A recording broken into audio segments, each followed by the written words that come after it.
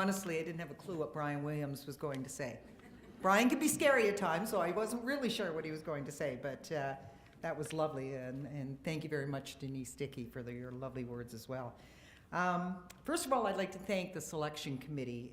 Thanks to my colleagues, many of whom showed up this evening, and it was a big surprise to me, so thank you all. I work in one of the best departments at Mohawk College in terms of our relationships, how we get along, and how we all have the same goal in helping the students succeed. I also want to pay tribute to my family. They provided me with support, encouragement, and always that outlet to listen to me when I was trying to work out solutions to various challenges. Two of our three daughters are here tonight, Katie and Lexi, and of course my husband, Tim McKenna. Love you dearly.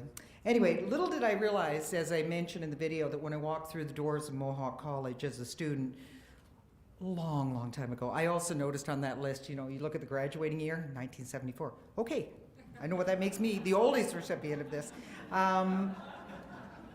I didn't realize, or I couldn't have imagined after walking through the doors and graduating from Mohawk College, one day we'd be back here receiving this award, but also sharing that with my daughter, Kate McKenna. So I'm very proud of that, Katie. Thank you for all the hard work and the fact that they selected you. But I must say, even though you've only heard from two of the recipients outside of myself, I am humbled with the accomplishments of both Mary and Derek. Amazing, and I'm very proud to stand alongside you as Mohawk alumni. I also didn't think that when I got into the business of broadcasting after graduating from Mohawk College that I would one day return to teach, but I can tell you it's been one of the most rewarding experiences of my life. For all the TV and all the radio productions that I was privileged enough to be part of, nothing has quite matched, as I said in the video, the thrill of watching one of my students succeed. To tune in the television program and see one of them as a reporter or one of them as an anchor, or have them come back to the college and say, you know, I didn't quite understand what you were telling me when I was here, but now I appreciate it. I understand what you're talking about. Now, I don't want you to think that academic life has been all sweetness and light at Mohawk College, because you know what? When I first began teaching at Mohawk College, I had to get used to a new way of expressing myself. It wasn't the same. For instance, in the beginning, when I said, if you follow these few simple rules, you'll do fine in this course. What I really meant was, if you don't need any sleep, you'll do fine in this course.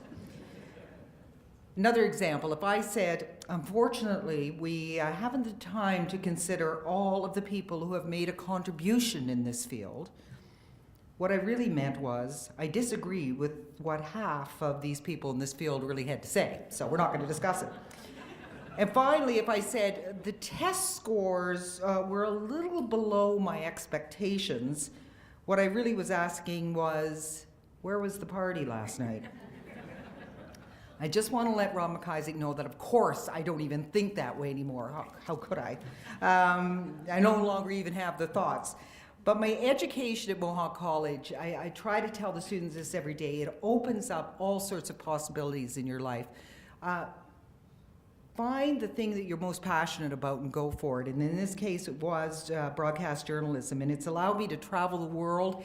It's allowed me to attend national political conventions and international sporting events. It's allowed me to witness the success and the failure of both politicians and sports figures. And it allowed me to talk to Canadians from every walk of life, and that's been the greatest privilege. When I began at Mohawk as a student, I was challenged and I was nurtured by some of the greats in the business, as you mentioned, Norm Marshall, being able to work with the likes of Tom Charrington and Dick Beddoes down at CH as a student. So when I graduated, I was more than qualified, I believe, to take a job in the broadcasting industry, and I'm so proud to be part of a team at Mohawk that's making sure that those traditions continue. So thank you all, and thank you for coming this evening.